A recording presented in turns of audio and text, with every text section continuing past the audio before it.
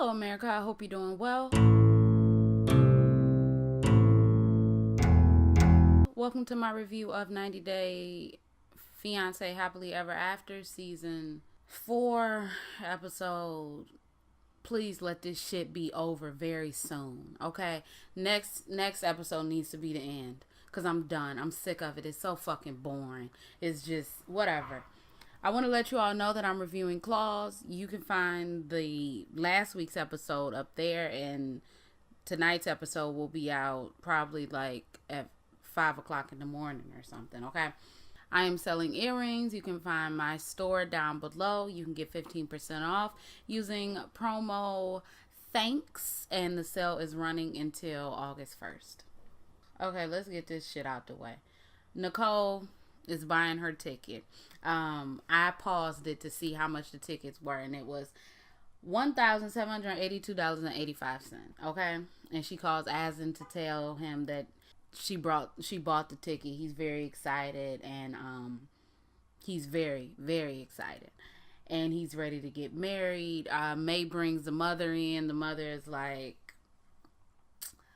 I'm not really too happy with you doing all of this, but my granddaughter deserves structure. She's like, I know that you've used a lot of your savings to buy that ticket or those tickets, so how are you going to support yourself when you get over there? And Nicole is just looking stupid like she always does. And the mother, her name is Robalee. Robalee is like, maybe you can support yourself using the store. And then Nicole comes out and says that the store isn't true. She was basically lying to her family because they can be so overbearing, and she just wanted her mother to get off of her back. Her mother is like, I'm not a fan of lying. And Nicole is like, I'm sorry, but there is no future without Asin, and I don't see myself not being without Asin. And he's been doing some fishing stuff. And she's like, what fishing stuff? And Nicole is like, I don't really know. I didn't ask him. And she's like, why didn't you ask him? And she was like, because he was tired. So anyway, we see this little montage, okay, of them running to one another. Asin, Nicole, all of that. Love, hug, kiss each other once, and had the sexual relations, all of that. And then at the end, we see that Nicole canceled her trip 2 weeks before going, and she has not rescheduled another trip. Girl, when I tell you, you didn't, and that man don't even want to be with you. So I can't wait to see him on the tell-all, although I really can wait. I was saying that I couldn't wait, but I can wait. We see Russ. Russ has just picked up his mother, Patty, and they are going back to the house. He says that he needs someone on his side, and he needs someone to support him and recognize his efforts. He tells his mother that Pao has been very overbearing and overprotective, and she won't even let her mother hold the baby. So Patty is like, so am I gonna hold the baby? And Russ is like, well, I don't really know. And she like, I didn't come all the way out here to not hold a baby, so I'm gonna hold a baby, okay? So that's what I'm gonna do. Pao is worried about her mother meeting Patty, but she's glad that Patty is there. The only reason you have to worry is because you opened up your big ass mouth and said some shit that you didn't have to say. I'm glad that this season is coming to an end, but I really don't care too much about Pao and Russ. I don't care about their story, but I really don't care for Pao. So Patty comes in. Patty meets the baby. The baby is breastfeeding, so Patty knows that she's not going to be able to interact with the baby because it's a little bit late. So she says she's going to go to sleep because it's been a long day. Then Pao's mother says that Patty is an interesting character, and even though it was pretty late, she still wants to ask her why she was coming at her daughter some type of way in the morning. And I'm trying to figure out, how is she an interesting character? Y'all don't even speak the same language. What? Like, you don't know her? You seen her come in, she said hello, you said hello. She gave Pao a hug, And then she went in the room and went to sleep. Like, what are you talking about? So it's the next day, and Powell's mother says that if she sees anything that she doesn't like, she's going to have Powell or Russ translate it, because she speaks her mind and she doesn't, give a fuck. Patty then convinces Powell to let her hold the baby. And this was even before she let her own mama hold the baby. I'm trying to figure out how your mama even stayed there and you wasn't even letting her hold the baby. That's some bullshit. Okay, it's some real bullshit. I'm a little bit angry because of the last scene, with Colt and Larissa, and I'm just a little bit annoyed. But I'm gonna try to get through this. So then the two grandmothers start to hold the baby. Patty says that she wishes that she could speak Spanish because she really enjoys Powell's mother. Wow. You see how no preconceived notions can make someone actually, develop a genuine relationship. So then Powell and Russ have this argument because it was dishes in the sink and it made a noise, and then Russ was like, I'm doing this by myself, and Powell was like, it's single fathers out here, and Russ was like, you need to be patient, and Powell was like, you need to not talk to me like that. And then the two mothers was like, okay, chill out. Both of y'all need to work on y'all marriage. Neither one of y'all have really changed, and now that y'all have a whole baby, this shit can't continue like this. So be different and be better. So next time we see Powell and Russ, the mothers have left. They left a couple weeks ago. We didn't see a goodbye. We didn't see anything. We seen Andre's father leave, but we couldn't see Powell's mother and Russ's mother leave. Okay. They're going to the beach. I don't know why you would take a baby to the beach. The baby can't remember nothing. The baby can't even support its own head. But they go to the beach. Then it's been really difficult for Powell because Russ has been traveling. He says he's been gone for about 50% of his baby's life. And, at first glance, it's like, wow, you've been gone for 50% of someone's life? That's crazy. Then you think about it, the baby is what, like 2-3 weeks old, maybe a month? No, probably like 2 weeks. So you've been gone for like a week. I mean, yeah, I don't know. Powell says that she's not happy with the schedule. Russ says that, well, I get more money when I travel. Powell says it's not about the money. Oh, it's about the money. If that nigga was Andre, you wouldn't want to be with him, okay? Russ says that he knows that, they can make it work and they can be happy, and he just wants to enjoy the moment. And blah, blah, blah. It's really boring. I mean, where's their conflict? I know. I'm okay with y'all having a happy life and everything. But where's the conflict? Where's y'all done had a baby? Honestly, ain't nothing happened between Patty and Powell's mother. So really it's just like y'all could have wrapped up their season last week. So I'm editing my video and I forgot to talk about Andre and Elizabeth. Y'all, you see how easy it is to forget someone who's forgettable. They leaving the hospital. They taking the baby. Andre is happy that his father is going to meet the baby. They're mad because they have a car seat from the hospital because Andre didn't order the right car seat in time. So now they have to use this crap from the hospital. Y'all are broke. Shut the fuck up. Anyway, they're driving. He's driving fast, going over speed bumps. She's like, can you please stop driving so fast? He's like, don't tell me how to drive. Boy, I'm not trying to tell you how to drive, okay? I'm just saying, can you not kill my daughter? Like, that's all I'm saying. Anyway, they get to the place. They introduce the baby to Andre's father. He's really happy. Then we see Chuck. Chuck comes over the following day or so to see his granddaughter. This is actually the first time that he's been into the house. Chuck then says some petty ass shit like, oh, it's nice to see the house that I helped pay for. Like, come on. I mean, I understand, but come on, stop. So then Elizabeth takes the baby and Andre and Chuck have this discussion, and Chuck is like, okay, so what are you going to do with your life? What are you gonna study? What you gonna do? And he's like, I got some irons in the fire. And he's like, okay, but what? And he's like, I ain't gotta tell you what I got in the fire, bro. You don't know me.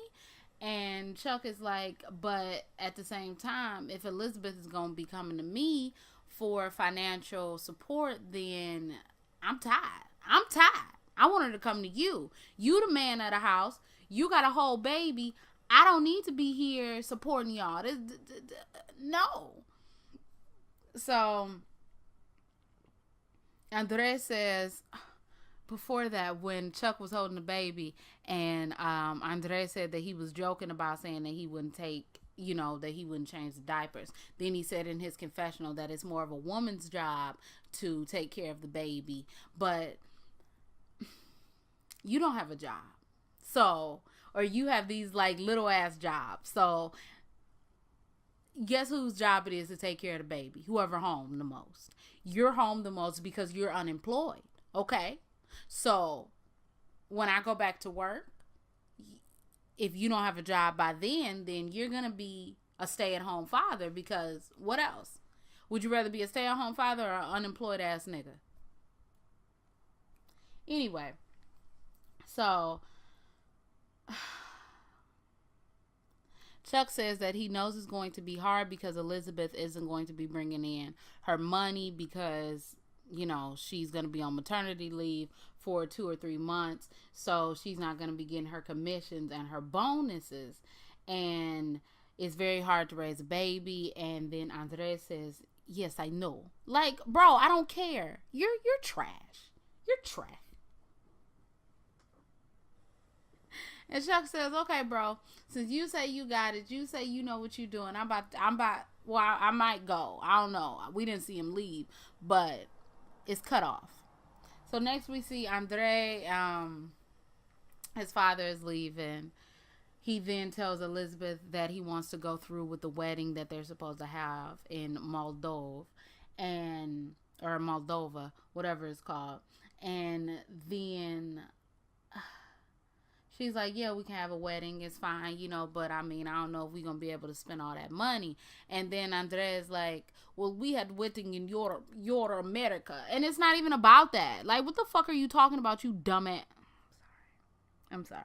I'm still very angry about Cole and Larissa. So my responses are going to be a little bit hostile, okay? But what are you talking about, Andre? She never said that she didn't want to have the wedding. She just said, what's the budget? He said $15,000. $15,000 will give us a nice wedding. If you have $15,000, yes, it will give us a nice wedding. Elizabeth says that she understands that Andre is here by himself, and I hope that we do have the money, so by the summertime we can go see them. Well, it's always summer in Florida, so I really don't know. Maybe it's winter there, so you got what? 2 seasons, about 6 months to save up $15,000. And am I supposed to be like in a Twilight Zone where I don't know that they getting money from the show? Is that what I'm supposed to do? I'm in a Twilight Zone. We like not speaking of the money that you getting from appearing on this television show. Okay. Anyway, lastly, we see his father. His father is going to the airport. His father's in the airport. They give this very cut and dry hug, but yeah, that's the end. Andre says it's going to be difficult because he doesn't have family here, and he's not that close with Elizabeth's family, so he is looking forward to seeing them in the summer. We see Pedro and Chantel. He wants to say his goodbyes before leaving the Dominican Republic. Pedro says that he's sad to leave, but he knows that this is what he has to do to prove to his wife that he is committed to his relationship. Chantel says that she's not going to go up and say goodbye. This makes Pedro feel very angry. He feels like she's disrespectful. He goes up. His family is like, where's Chantel? Chantel don't want to have nothing to do with us. And that's the thing that I don't understand. His mother said, Lydia said that, oh, Chantel don't want to have nothing to do with us. And you say it seems so. I don't understand. Why do you say things like that if you know it's going to make a situation worse? Oh, well, I guess she don't want nothing to do with your ass. Or last episode when he said, Chantel just wants you to shut your mouth and stop talking. That's not what she said. And I feel like, yeah, they do have some issues, but you aren't making it any better because you playing both sides of the fence. And that's never going to work. So they try to do their last ditch efforts to convince him that he don't need Chantel, that he can leave and he doesn't have to be with Chantel. Nicole then opens up her mouth, and Nicole's hair is kind of thinning right there. I guess all that bad energy you putting out is attacking your fucking hairline. She's like, Chantel needs to know that coming here made her marriage worse, and once Pedro gets his green card, hopefully he'll just leave her and not be with her. So they've gotten back to Atlanta. They're in Atlanta. Apparently Pedro has gone back to his old ways and he's playing his video games. And when she sometimes comes in, he doesn't speak to her, so she wants to talk. She then starts to ask him things that she should have asked in the Dominican Republic. Do you love me? Did you marry me for love or for money? I don't trust your family. Blah, blah, blah, blue.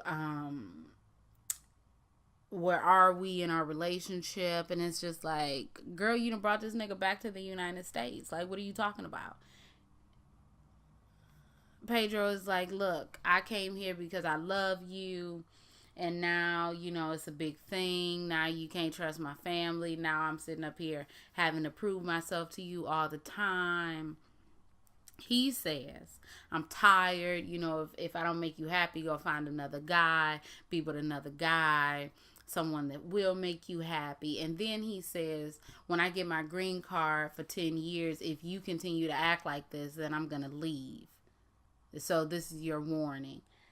And Chantel got mad and went in the room and like, you ain't gonna threaten me. But that's the thing though, homie, you definitely can't threaten me. You out your motherfucking mind. Because I know damn well ain't no nigga gonna tell me that, oh, once I get my green card, I might leave your ass. Guess what? I'm about to file the papers immediately. Divorce now.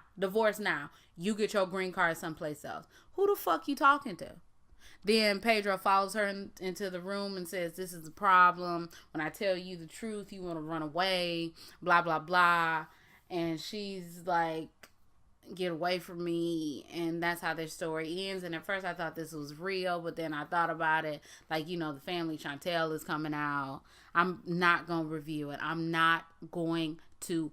it. Please don't ask, because I'm not going to do it, okay? I'm sick of 90 Day.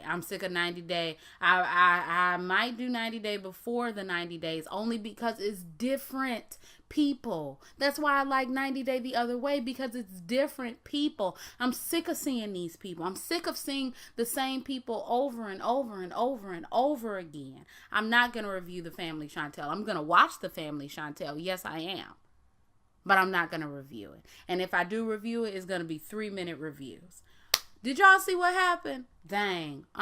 Okay, that's it. I'm not going to give y'all no planned out review because I'm sick. I'm sick of it. Plus, I don't like Chantel's family all like that. And her mother gets on my damn nerves, and I'd just rather walk away from that situation. But yeah, that's the end of their story. They're not in a good place, but yet she decided to question him when she got back to America. And she says no matter what he says, what Obed told her will still be in the back of her mind. And it's like, okay, so why did you bring him back to America? Moving on. Ashley, laying in bed, she's sick. She went to the doctor, find out she has stage 3 kidney failure because she has lupus, and a major reactor for lupus is stress. So, you know, everything that happened with Jay could have been a lot of the reasons why she had this flare up. She says, I guess some of my friends called Jay to let him know that I was in the hospital, so he came. he flew back. And the first thing when she said he flew back, I said, well, what money? You had to give him money to fly there. So come on. Anyway, Jay has been very helpful, even though she was still mad at Jay, she's very happy to see him. And she's gonna have surgery soon. Then I don't know if she had the surgery, but we see her up, and her and Jay are going to the same lawyer that she went to file the divorce. She tells the lawyer that she doesn't want to file the divorce, or she wants to withdraw the divorce because she wants to work on her marriage and she wants to file his adjustment of status. And she doesn't want to do that with ICE, immigration, immigration customs. I don't know what ICE stands for. Without immigration coming and looking for him and placing him under custody. So the lawyer is like, I didn't really think that they could, work through this, but I guess that they can. So I guess that they happy. And Ashley says that she still doesn't know if this is the right step, but she wants to work on her marriage, and this is the only way that she knows that she can work on her marriage.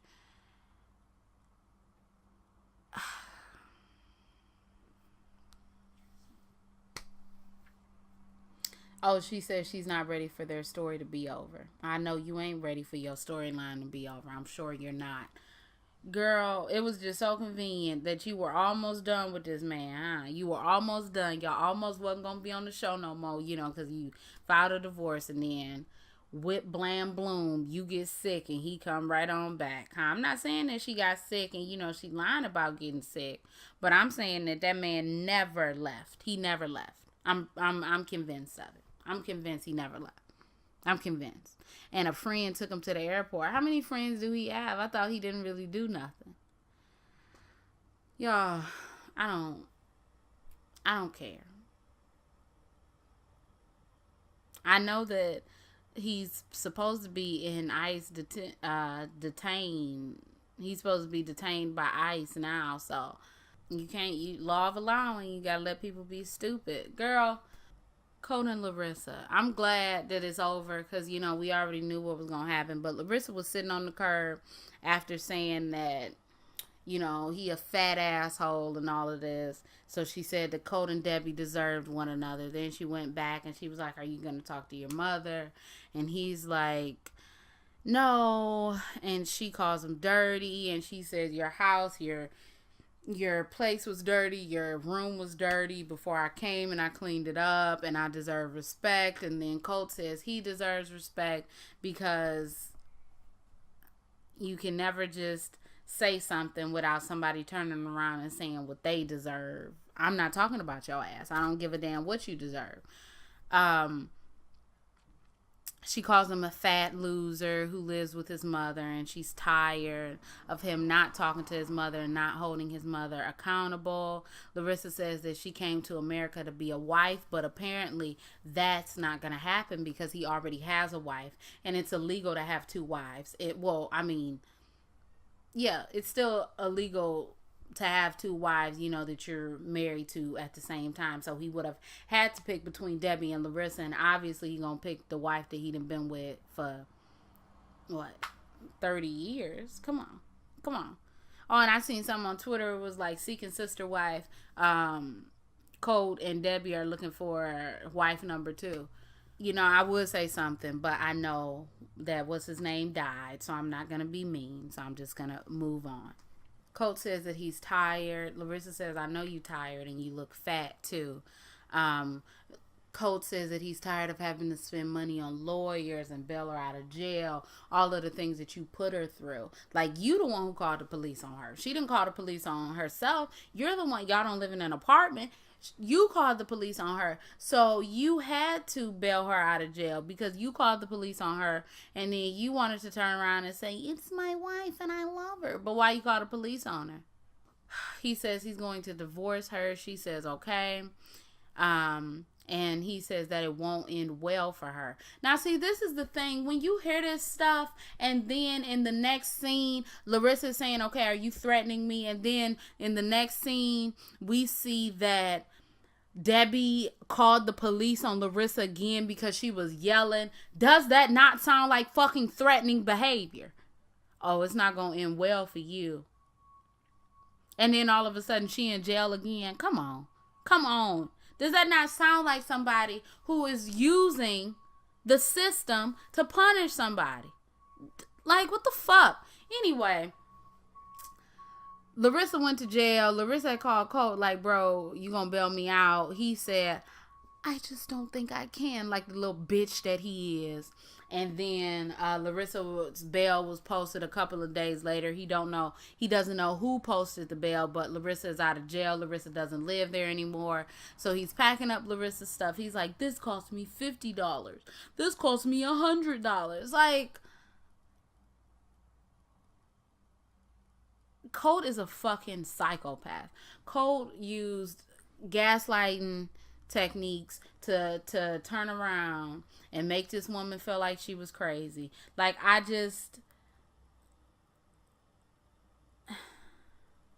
Colt uses that calm demeanor that he has to invalidate Larissa because she is emotional and because she expresses her feelings. He uses that as a way to say that she's weak. Every single time, well, what about me? Nigga, what about you? Your mama already sucking you. Then we see this very uncomfortable scene of Debbie crying. And she's like, you're gonna resent me. You're gonna resent me. And then Colt obviously falls right into her trap because Colt is like, no, you've been here my whole life. I love you, Mom. I know never stop loving you, Mom. I know you want the best for me, Mom. And it's nothing wrong with loving your mama, okay? Because I fight somebody. I do a lot to somebody if you talk about my mama, okay? I understand that. But it's another thing when you're holding your mother's face like this and you're standing really close to your mother, y'all are gonna kiss. Y'all are gonna fucking tongue each other down. That's all that I see. Like, come on. That just looks so manipulative. Like, you crying, talking about... Oh, and then Colt said, I'm going to do whatever is in my power to make sure that Larissa pays for her actions. She's not going to get away with this. Come on, Colt, you fucking drinking whiskey like it's iced tea, nigga. What the fuck is wrong with you? What is wrong with you? What is wrong with your mother? Okay? You're badly built. You're misshapen. Your eyebrows are fucked up. And you've been to jail too. But we don't talk about this, huh? Oh, this one he was going through his I thought he had on a leather jacket. I was about to say he was going through his bad boy stage. I'm just so excited to see the finale. Hopefully it's a finale. Lord, let it be the finale because I can't do this no more. But I'm happy that Larissa got her a man. I hope that's a man, and I hope that, you know, he look, obviously it don't take much to look better than Colt. But I hope, and his body looks like it's not like kids just put together a whole bunch of Play-Doh and made a body because that's how Colt looks. I'm just really confused. Do you know that? See, that's the problem. That's the fucking problem. Y'all be using the police like it's motherfucking your own personal bodyguard or some shit. Like, no, Larissa isn't an Afro-Latina, but damn, she wasn't from this fucking country. So they just said, lock her ass up. Call the police again. Do you know how fucking stupid that is to call the police? Why? Because she was yelling?